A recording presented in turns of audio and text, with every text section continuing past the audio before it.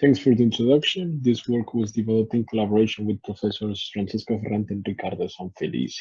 So the main goal of this work is to characterize feedback optimal control laws for discrete time systems in the presence of disturbances. Consider a cost functional J that depends on an initial condition Chi and input actions. We want to find the input controller U phi that minimizes the functional in the presence of a disturbance action W phi subject to discrete dynamics, such that the state after each jump is given by a map G of the state, the input, and the controller, and the disturbance when those three are found inside of a playable set. We are interested in the case in which the disturbance seeks to maximize the cost, and we want to solve the game in the mid-max sense as a feedback law, while finding connections between optimality and stability. After presenting a brief introduction, we want to set the problem as a zero-sum game and then present our results in cost evaluations and game theoretical tools, finally with an application to an inverted pendulum. So game theory has been broadly studied with application and connections to dynamical systems in the non-cooperative case, also for continuous time systems as differential game theory with connections to the Lyapunov theory. And when finding solutions as optimal feedback laws, it has been studied non-quadratic nonlinear problems and constrained differential equations in which dynamics are defined by set value maps. In the presence of disturbances, connections has been presented to Lyapunov theory and also applications of game theory in continuous time systems, but it hasn't been studied non-complete solutions nor discrete time systems. So let's consider our difference equation Hg and our cost functional J in terms of a stage cost Qd. Phi, U phi, W phi is the solution to our discrete system Hg from our initial condition Chi.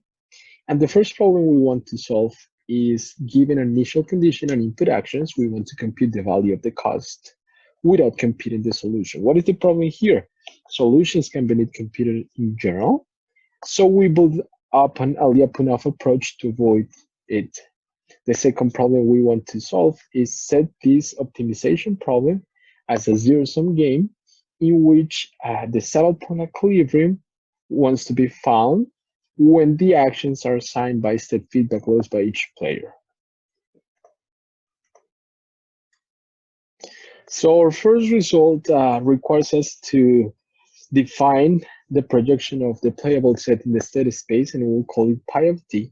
And if this condition holds in terms of function b that maps to real and the stage cost, and if the solution to the discrete time system Hg from Chi is such that b compose phi, that is the response, is bounded, then we have the following upper bound on the cost in terms of b evaluated at the initial condition and the final value of the response. Let us analyze this condition a little more. So assume that during this point, you evaluate b at that point.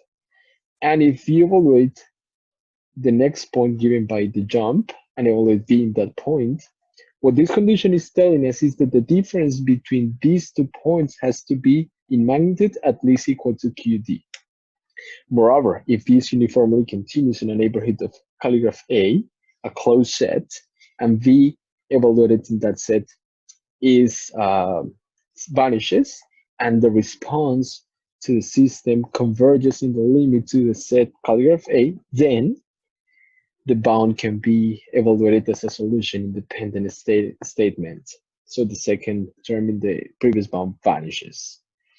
In the case in which our solution holds with an equal sign, and phi, U phi, and W phi are still such that v composing the response phi is bounded, then the cost obeys an exact bound that we can calculate in terms of our function v. If v is uniformly continuous in a neighborhood of our closed set, and v vanishes in this set, and again the response converges in the limit to our closed set calligraph A, then we can exactly evaluate the cost, and it will be equal to v of the initial condition that actually is the cost to go. So the second problem we have has a challenge, and is basically that solutions are not necessarily complete due to the constraint D or the playable set D, because solutions can jump outside of it and stop evolving. So we want to analyze the case in which WP is determined by the player that aims to maximize the cost, and UP is determined by the player that seeks to minimize it. Let us consider variations in which we define those strategies of each player by feedback loads theta and C, and we say that when both players play optimally, that system will be called H, and its corresponding cost will be J. When the controller doesn't necessarily play optimally, we refer to the system as HC, and its cost JC. And when the disturbance doesn't necessarily play optimally, we call that system H theta and its cost J theta.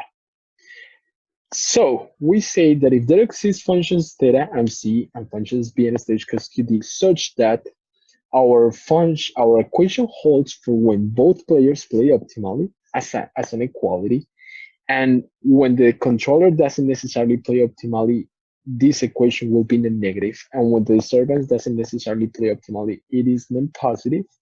We call these three equations the discrete Hamilton-Jacobi-Bellman-Isaacs equation, for sure discrete Isaacs equation, if they hold, and if the solution to the closed loop system is such that B composed phi is bounded, then the cost is finite and we can exactly evaluate it in terms of our function B. In addition, if the solutions to the variations of the system are such that B composing the response of each of the variations is bounded, and this bound holds at the final value of each of the responses, we can find a relationship between the cost of each of these variations of the systems. And this condition doesn't require solutions to be complete. So let us define these two sets. UC is the set of control actions such that when the disturbance play optimally, yield the system to solutions that converge to closed calligraph A.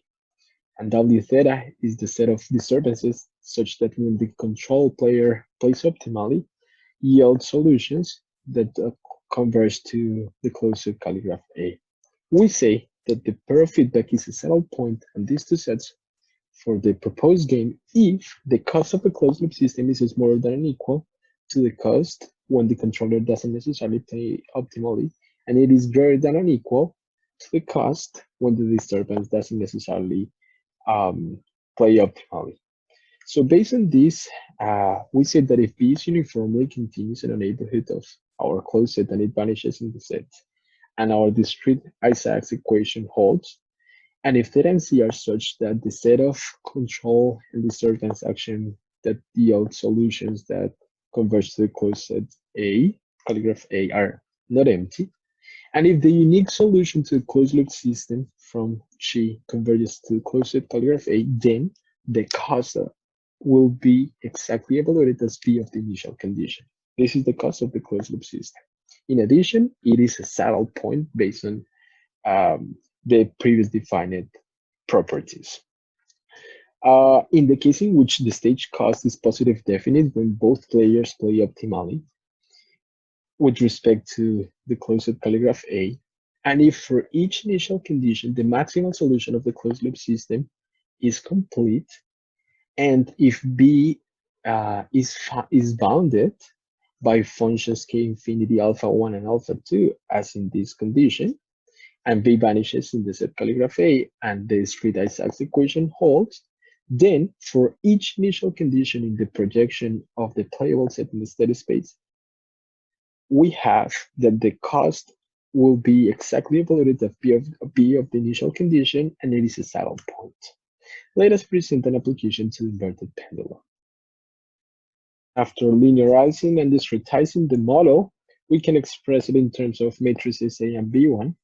And when we have additive noise W in the input, and the point that we want to stabilize is the upper equilibrium point, and the feedback loads are defined in terms of matrices K1 and K2. And the stage cost is the classical quadratic cost in terms of Q and R2. We want to find the saddle point equilibrium of the game.